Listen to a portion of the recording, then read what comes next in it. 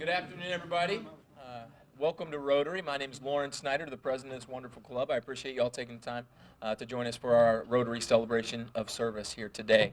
So I want to thank Natalie for greeting us on our way in, as she always does, but also took a role today as Joe wasn't able to be here. Our roundabout reporter, Glenda, going to be capturing the meeting notes today. And then I want to invite Judy up for our pledge and reflection. Judy. Please join me. Pledge allegiance to the flag of the United States of America and to the republic for which it stands, one nation, under God, indivisible, with liberty and justice for all. Please be seated.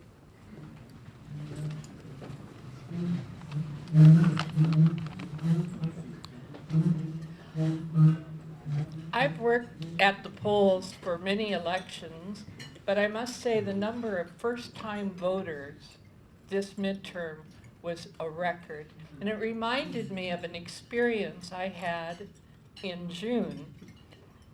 East Lansing High School is the most diverse school I've ever seen. The president of the senior class is an immigrant from Nigeria. The granddaughter, whose graduation we were celebrating, was adopted from China when she was 9 months old. And two young women from the Middle East, one wearing a hijab, delivered the reflection that I'd like to share with you today. Remember, all these graduates, all these college freshmen were born in either 1900, 1999, or 2000. So they began this way. We are the generation of a new millennium, a new insight into this world. We've witnessed shootings and violence because of our race, religion, and gender. But we're always told to stay away from subjects that might bring danger into our lives. Children have the purest of minds, minds that know no hatred. Over time, we have learned how corrupt some mindsets have become. We've learned that this is a way of life. We've all learned that we need hope. Hope is such a powerful message, a message that can teach us to believe. We need to believe that we matter. We need to believe that we have worth, that our race, religion, dignity is the self no one can take from us. It is ours. We are allowed to seek equality, justice, happiness. We are allowed to be happy in what we are doing, in what we have accomplished. They called us the generation of hate, of selfishness, of competition. They called us the generation of hope, the generation that can wish. They never said that we are the generation of can, that we can do it, that we can accomplish the hardest day in our lives. But we don't need just can, we need will. We will finish what is left unfinished. We will seek a better future for ourselves. We will be the change that we need in our world. All I can say is, amen.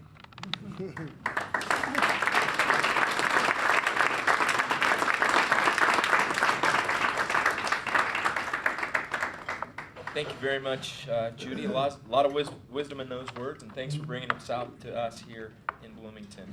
Now I want to invite Jim Capchu up to introduce our guest today. Jim.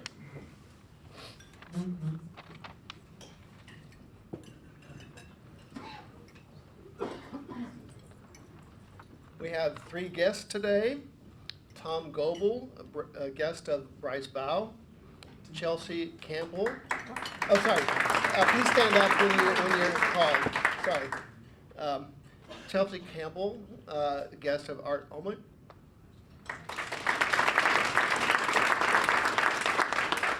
And Jim Wiltz, guest of Leslie Green. Thank you all for coming.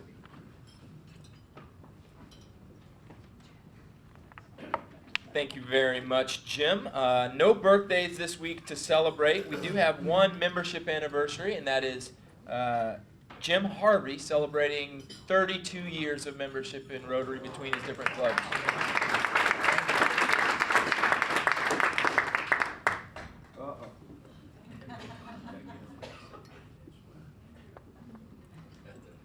And thank you for wanting to see my face. I appreciate that.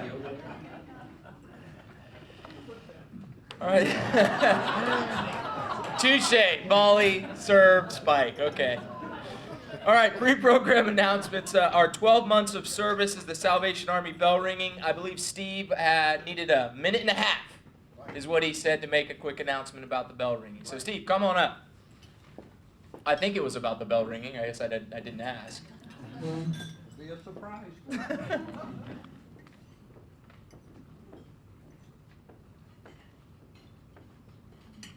Thank you, Mr. President. No, first of all, I want to thank the 8 members of the Bloomington Rotary Club who rang the bells for the Salvation Army at College Mall last Saturday. It went very well. We raised some money. We have 5 people signed up for this coming Saturday, the 8th. We need 3 more. We need 1 person to ring with Jack Kirtland from 11 a.m. to 12 noon, and we need 2 people to ring in the afternoon shift from 1 o'clock to 2 o'clock. On the 15th, it's the same situation. We have 5 people who have signed up, but we need 1 more to ring with Jeff Baldwin from 11 a.m. to 12 noon, and we need 2 people for the 1 to 2 p.m. shift. We're all signed up. All 8 slots are signed up for the last Saturday, the 22nd. So if you're able to do that, would you please see me immediately following the meeting, and I'll get you signed up, save you the trouble of going on Sign Up Genius.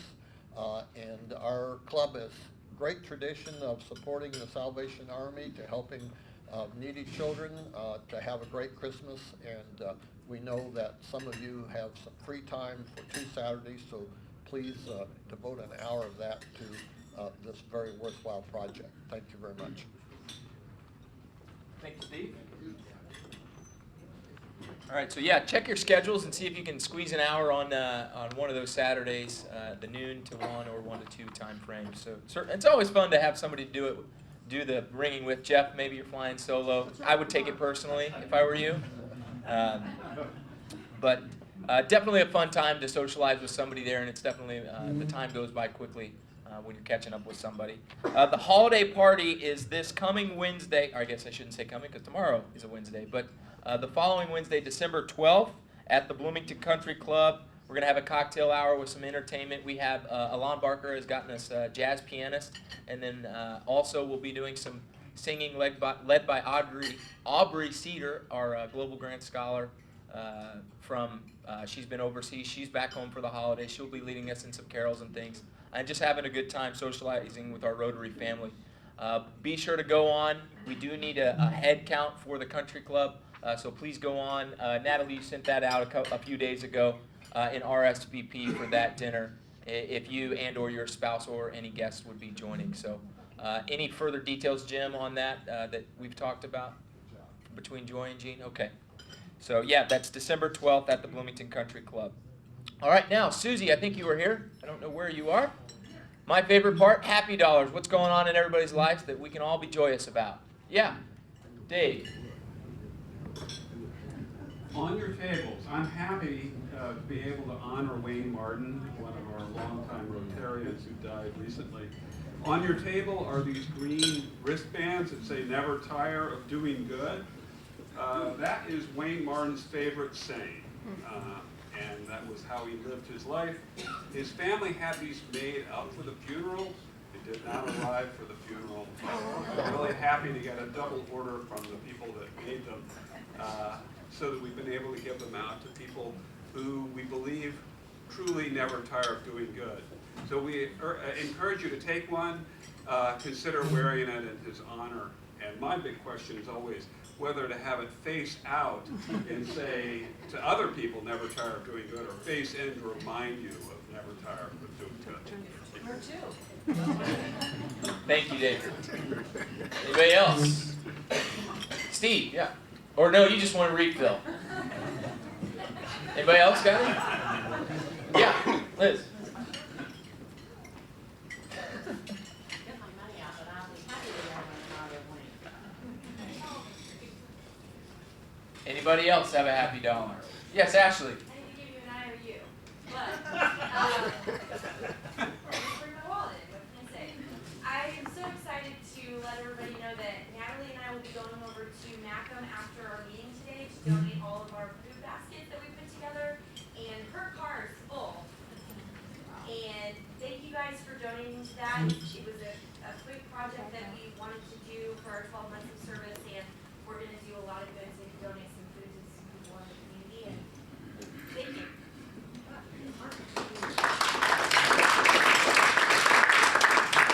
Art has real money. I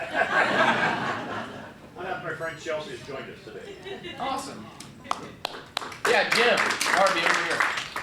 This is a dollar for Andy Graham, the book that I brought with me last week from the Tony Hillman author. I was sitting next to Susie and she said, well, Andy just loved those. And I said, fine, pass it on. Yeah, Martha. Well, I just have a kind of worth waiting for announcement. When I was teaching documentary in Chicago in the 90s, I had a student from Botswana. I've been in touch with him on Facebook. He will now be meeting my daughter who's going to Botswana in January on a Fulbright. Oh, wow. That's wonderful. Yeah, Kyla. I'm giving $5 because it's my anniversary with Trent, our wedding anniversary this Friday.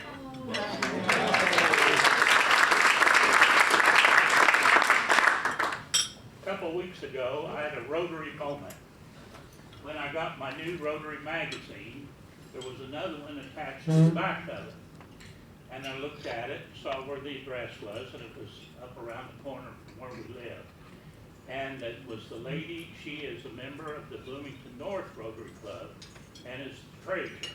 So I got to meet a new Rotarian that I didn't know that lived that close to me. No, that's great. Okay, Steve, really, or is this another request for refill? Would you like sweetener in that?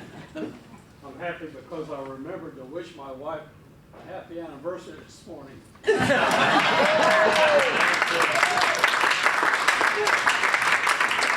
Tim, yeah. One more shout out for Cuba. Nice for coverage about our work there, and thanks to Bob Zaltzberg for covering a wonderful sharing event. Anybody else? All right, well, thank you all for sharing, and thank you, Susie, for collecting.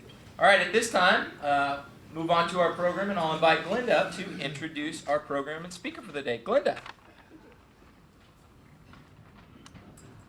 Sometime in the summer, I went to the local Council of Women meeting and heard Brian Shockney talk about the hospital, current, future, etc.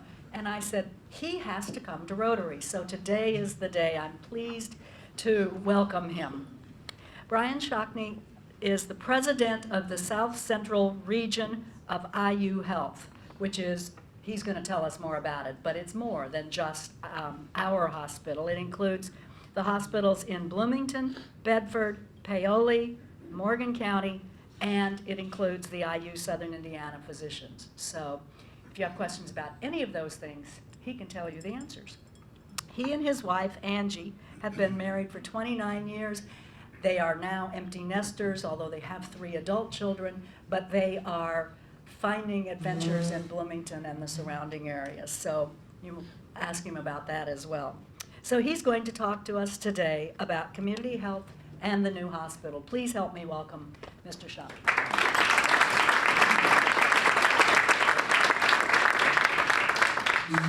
My clicker here. I think my voice is loud enough that everyone can hear me without standing at the mic. Stand at the mic? Okay, I'll stand at the mic. Oh, thank you. So I'm Brian Shockney. This is my 5th month, beginning my 5th month as the regional president for IU Health South Central Region. does include many of those locations and the 364 physicians and providers in 11 counties here in the South Central region. Prior to that, I was in enemy territory. I was with Purdue. I was in the IU Health Arnett in the West Lafayette region for 7.5 years as we opened that hospital. I am an IU grad twice over. And so I did participate in football games and basketball games and all those things, but boy, am I glad to be home. So glad to be here in the Union as well. So I'm going to give a brief overview, going to flip through some slides pretty quick about IU Health and our region and kind of where we're headed. And then I want to spend most of the time talking about the project. Because I think that's probably what most people are interested in now that you're starting to see some work there at the project site. So we have over 5,000 team members in the South Central region here in the South Central region, serving 11 counties. And many of you know that we are a level 3 trauma center, and that we were just talking about Lifeline flying over some houses on a frequent basis, and why that can be annoying, but it also is a lifeline for people, saving lives, and having that trauma program here makes a difference in our community and saves lives that previously would not be saved here in our community. The other thing we're very proud of is our orthopedics program, which I'll talk about in a minute, and the investment we're making there. And that is, we are certified. We're we're one of 2 in the state of Indiana, advanced certified hip and knee joint replacement facilities and practices. Very high standards you have to meet to make that. And so given that we have such excellence here in this community, we are going to make an investment in that and be a center of excellence for all of Indiana. This is our vision, and really what our vision is to make sure that we are leading healthcare. And how do we do that? We do it in the South Central region through making sure that we are making Indiana the healthiest state in the Union. And this just shows you the number of buildings. It's an eye chart. I don't expect you to read it, but you can see that there are a lot of sites that we have here in the South Central region, and all of those buildings and infrastructure that we manage as an organization, and a lot of great work that goes on.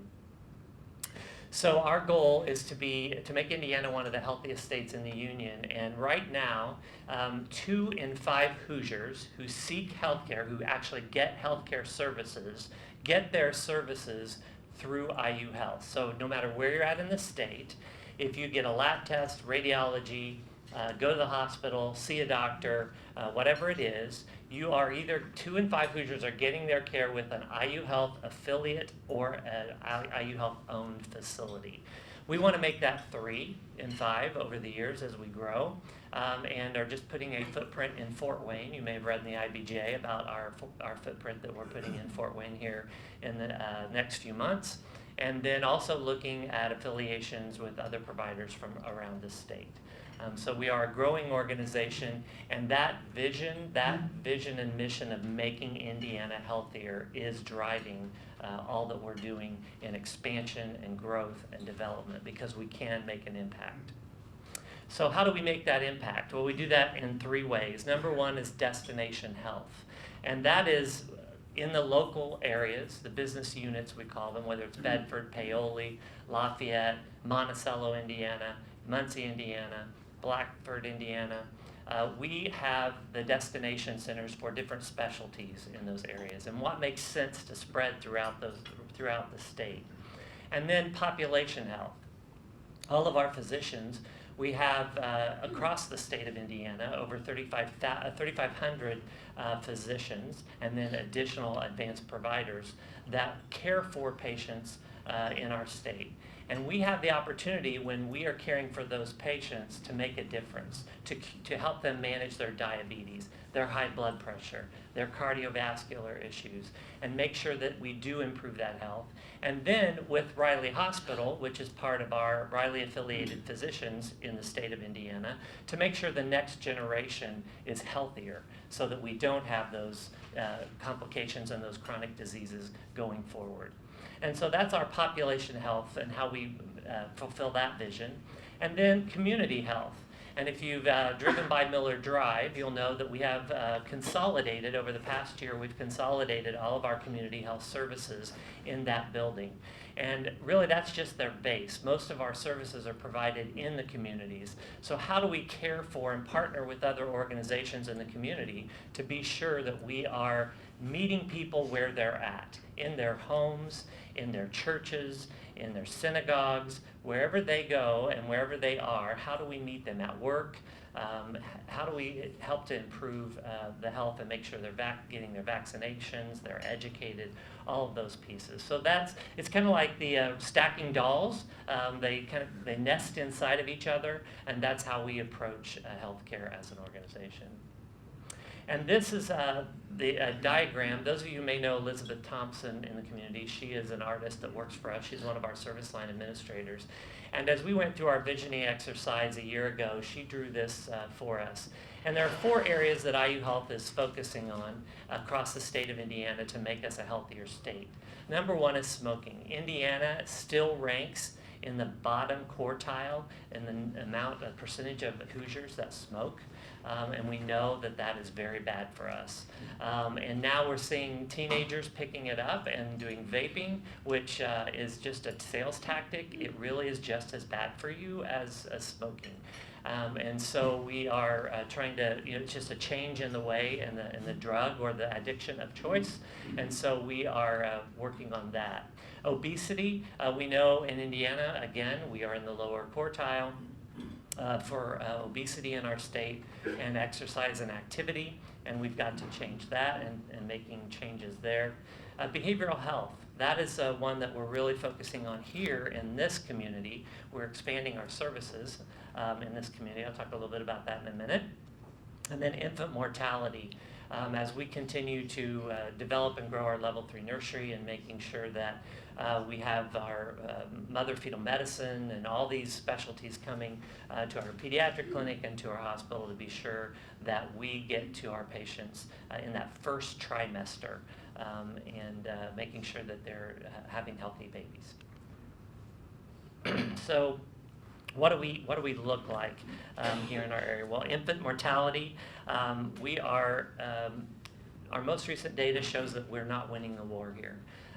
And so we really need to focus our attention here in R. We just opened a maternal child health program through a grant through the state of Indiana. It's a national program, and where we are going to be in 5 counties. We already have nurses hired, and they have almost 70 plus clients currently in just a few months. And they go to these moms in their home when they are in that first trimester of pregnancy, and they coach them, teach them. These are individuals who maybe didn't grow up in a home where they had a mother that taught them how to care for themselves. They may be people who really just don't have the means to care. Several of them were coming off of addiction issues, and so they're helping them to make sure that they're prepared and ready to have these children and have healthy children. And then we coach them, these nurses coach them all the way till the child is 2 years of age. To be sure that that child gets that great start in life, and then we hand them off to other community programs. In tobacco use, we have a lot of education around tobacco cessation. Many of you probably know of those things in the community and continue to do that work. Adult obesity, we continue to work there with our GOAL programs, and also are in the school systems helping teach those behaviors for children so that they, healthy eating and exercise, so they don't add to the rate going forward. And then our hospital visits we've been monitoring the last couple years through addictions. So those are overdoses and addiction visits. And I was at a mayor's meeting a couple months ago, and the police, fire, many of the Shalom Center was there, many others were there, and we actually are seeing a decrease this year over the previous year in number of opioid-related addictions that we treat. The problem is, those of you who are researchers, we didn't do a good job of setting the baseline and getting some empirical evidence, so we can't really attribute to any one thing. But we know that Narcan being available to, and many of you may have it on your person today. Any of us can carry it at any time. So there's reversal of the addiction of the overdose, and so when that occurs, they don't come to us. So we're not counting those. And then also, there's a lot more outpatient treatment programs than we had previously, and so that's making a difference. We also have new providers that have come into our community to provide the services, so that it could be a part of that impact as well. So we know we're making some improvement here as a community. So behavioral health is the one I want to talk here on this page.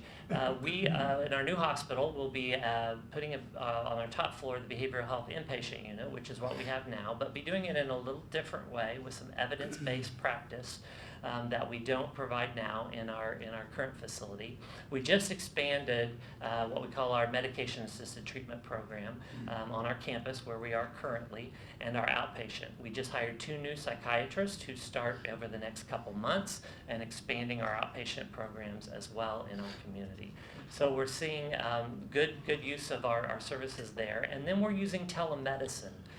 So we now have Paoli, Bedford, Morgan, and other locations, even in the physician offices, and expanding a program where if someone comes into the practice and they need behavioral health services, they can go through our telehealth robot and screen to screen. It looks like an iPad on a stand, and they can talk to the provider and get a consultation right there. And then the other thing we're doing is embedding social workers and therapists in our primary care clinics. Our largest primary care clinics are going to have embedded behavioral health specialists so that they can be there when the patient goes for their regular appointment. They can also then see their therapist at the same time and coordinate those visits at the same time. So they don't have the travel issues, they don't miss those appointments, and we can also check on their medication compliance. The next one is primary care. Primary care is a big issue across the state of Indiana, but also nationally. What we see with medical students who want to go into a specialty in residency, not many are choosing primary care. If they are choosing internal medicine, for example, we didn't have even one internal medicine resident that went to practice in primary care from the IU School of Medicine last year. They all went into a specialty. Why is that? Well, if you look at the debt that these kids are coming out of school with, it's over $200,000, some upwards of $350,000, $400,000 in debt.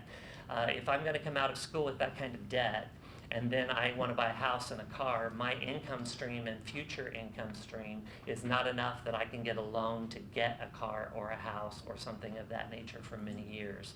So they go into specialties because of the cost. So from the IU School of Medicine, looking at how do we do something different there? How do we provide more assistance, lower costs for people, so that we remove those barriers to entry and going into primary care?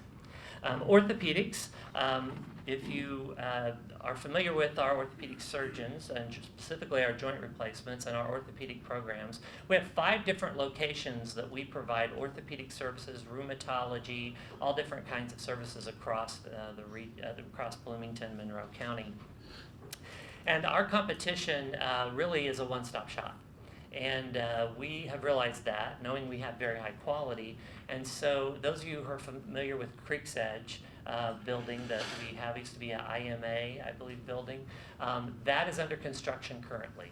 And that will be our orthopedic center of excellence, one-stop shopping. So if you have a knee, hip, any related orthopedic injury or need, you will do one-stop shop, one day, get it all done, and be ready for your surgery and your follow-up there for therapy as well. We know that consumers are making choices based upon convenience today, and that's what we expect when we go for any service. And so we have to make sure that we're meeting that need. Right now, if you're going to have a hip or knee replacement, you're going to stop at 5 different locations before you get completed with your care. And that's unacceptable. So we were putting $2.2 million into that facility. All of our orthopedic services, therapy services, everything will be in that area. So let's move on to the building. This is the picture of the new site, what the building will look like when it's complete. So I'll orient you to the lower left there.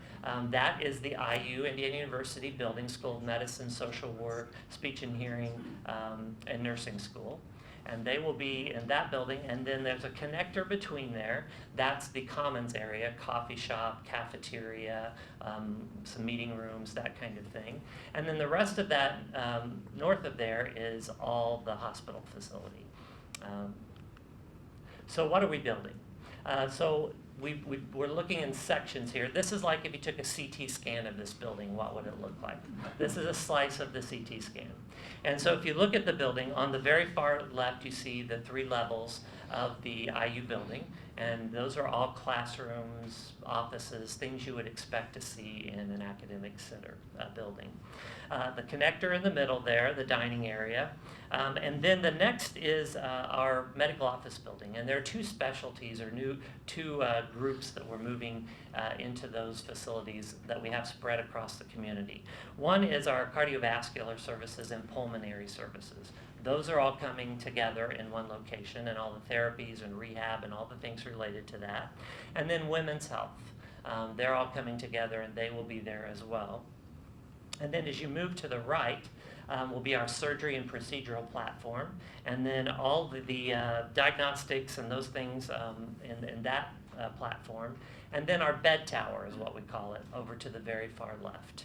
And that's all of our inpatient units, our OBS unit, specialty care unit, PCU, all of those things that will be in that area. So you can see it's laid out so that it's easily found. Right now you wander around our hospital and you could go anywhere to any unit for any care. And so very specialized, very clear on where people will go. So what's happening on the site right now? Well, if you haven't seen, we finally dug our way to the center of the earth and filled it back in. We found some buried treasure, and it was all good buried treasure, but we had to remove it to build a good, strong foundation. So if you go by the site, and I would encourage you to do so, you can pull right up into that fence where the double fence is, where the trailers are. Pull right up in there, get out of your car. We're giving permission to do that. Just don't go back to the trailers. They might chase you away. And look in the site, and you can see the footprints of where all the buildings are going to sit. And right now, we're pouring concrete for the central energy plant. So we've got to get all the water, mechanics, electrical, all those things built first so we can feed the rest of the construction project. And we are on the path. They started last week taking over 4,000 truckloads of cement to the site. When we're done, we'll have those 4,000 truckloads there, and you'll see that structure and the foundation and everything coming out of the ground. So an exciting time right now, because you'll see that bottom picture is that central energy plant. That's the first building you're going to see come out of the ground over the next 9 months. This is a timeline. It's an eye chart, but I can tell you that our finish date is the last quarter of 2021. That's when we will actually occupy the building and the first patient will go in. We actually will get the building 6 months prior to that, but because our model of care and the way we're caring for patients and where they're going to go is so different, the technology is going to be state-of-the-art and very different than we have now. We're taking 6 months to train our staff, our physicians, our clinicians, our support services to work in this environment. We don't want to put a patient in there until they're comfortable working in the environment and caring in that setting. Once they get to that environment and we feel comfortable that they can care for patients in that environment, we'll start moving the patients over. And that will be about a 3-day move. We'll do it all in 3 days. We'll have the National Guard who will help us, and we'll just load the patients and move them over and transition all of the patients within a 3-day period of time in that last quarter of 2021. So what do we do now? What do we know? Well, the vision is for 50 plus years. One of the things we've challenged our team. When I first started in healthcare in 1985, I walked into Tipton Hospital, small hospital in northern Indiana, and I came out of graduate school at the Med Center, and I said, where's my computer? Because I had a computer to do all my work. It was a PS2. Everybody remember the PS2 that would take, it's about as big as this stand I'm on right now. They said, well, we don't have computers here. And I said, well, I can't do my work without it. I'm just, I'm used to doing, Quattro Pro and all those DOS-based things. And so he said, you're going to have to bring your own computer. So I brought my PS2 that I'd been using for graduate school and put it on my desk. And at that point, I would have never thought I would hold my computer in my hand. And that's what we're asking our employees and our physicians to do, is work in an environment where they're working in a PS2 model and think 50 years down the road, 10, 20 years down the road of working in this environment. It's hard to visualize, but that's what we're building. That's what we're doing, is looking at what's medicine going to look like? What's the practice of medicine going to look like? And how are we going to care for patients in a different environment, in a digital environment, with all of the things you're hooked up to feeding right into the medical record. No more typing, speaking, and it goes into the medical record. All of that going into this state-of-the-art facility. And that's a huge change. And so that's why we're taking that period of time for 6 months to get to that level, to train and prepare for that different way of providing care to our community. And this building has to last for at least 50 years, or hopefully 100. But, so we've got to think about that as we're building as well, and build flexibility. And the rest of that, the last thing there is parking. That's an issue for us. Currently, we bus our employees, and we will have plenty of parking for everyone. We're actually building an additional 250 spaces for what predicts for 25 years from now needing, so that we are well prepared for getting patients and employees where they need to be. The last slide here is just our regional leadership team. When I took the position of the South Central region, we had 4 leadership positions open.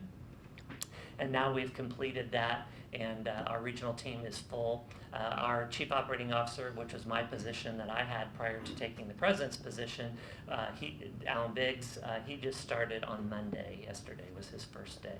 So we finally have our team in place and ready to hit the ground running, moving forward in 2019 as we go forward. So with that, I'll entertain any questions.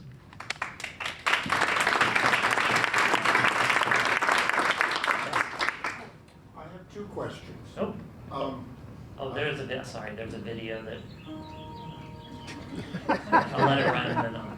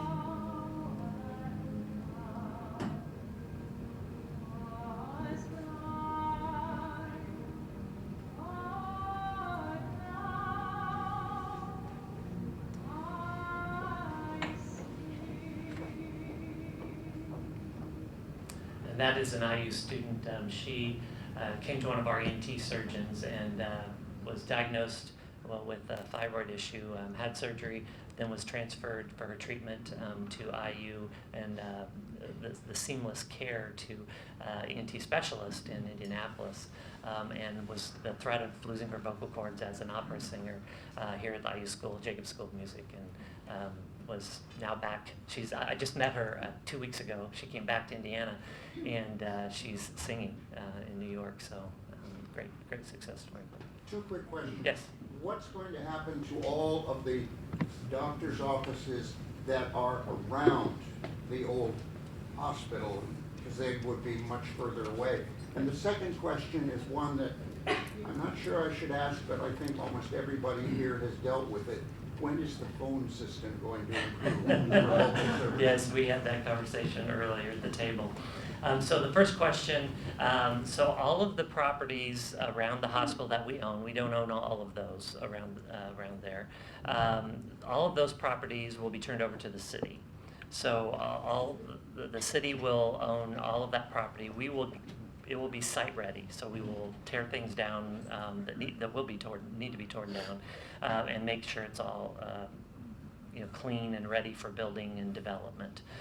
So those that are not our buildings will remain there, and we will keep our physician practices in that area as well. We're not leaving any of those like the Rogers Street down the road and Clares, all those, we will keep those practices where they are and actually are reinvesting in those practices. Second question, we had about 5 weeks where we had technology, transition of phones. It was a nightmare of phone systems. We have solved most of that now, and so we threw a bunch of people at it to try to answer the phone system questions, and it was really related to 3 practices. Others weren't struggling, but it was 3 practices. If you had a doctor in one of those 3 buildings, large buildings, you felt that. And it took us about 10 days to figure out what was going on, from an IT infrastructure, calls, connections, all of that. So yeah, it took us, it was 5 weeks to get it rectified. Yeah. What kind of fuel are you going to use on the new power plant? So electricity and gas. Is it going to be a generating station? No, it will not be. We'll have boilers there. We'll have our all of our backup generators, all of that there. So that won't be the primary source of electricity then? So Duke will be feeding us. Okay, I got Yep. you. Yep. Yeah. Yes. Yeah, you said you're going to do outreach for primary care. How are you going to do that in a way you aren't doing it now, because there's not a whole lot of that now? Yeah, so we actually are, through our community health program, actually doing some in-home and looking at how do we go to certain locations. With our electronic medical record now, we're able to do zip code studies and analysis of where people live and where our underserved populations are, and being able to take people to those on certain days to actually bring care providers to an apartment complex, to a assisted living complex, and care for those patients in their location. And then home care also will help support that as well. Because the emergency room is such an ordeal, is there a way that you can improve on the flow there? There is. And our emergency department has been, it's too small. It just can't accommodate what we have. We are tripling the size of our emergency department when we move to the new hospital, but in the meantime, we are doing several things to reduce that. And one is we just opened, doubled our capacity at the Landmark Walk-In Clinic. We were seeing about 60 patients there a day, and we're now seeing about 160 patients there a day with additional providers. Our urgent care now is got additional providers. The one on Woods Crest is actually additional providers to see additional patients through there. And then we had providers who were filling the need at the Landmark Walk-In, and they were primary care providers who were taking time out of their practice to work there, And so we've put them back in their practice, which gave us 72 additional appointments a day in the community to get patients in. So a lot more work to do there to keep people in their, going to their docs and away from the emergency department. But we're making a dent. Jim, real quickly. What will happen with all the equipment in the whole hospital? Yeah, so about a third of it will go with us. 2/3 of it will be brand new, and we'll retire the 2/3 that's old. We will give it to, we'll be donating it. IU Health has a really good program where we'll send it to a central warehouse in Indianapolis, and then they will distribute it if there are other IU Health facilities for parts and for other old equipment, and then the rest of it goes to countries on medical missions. Okay, all right. Brian, thank you Yes. so much.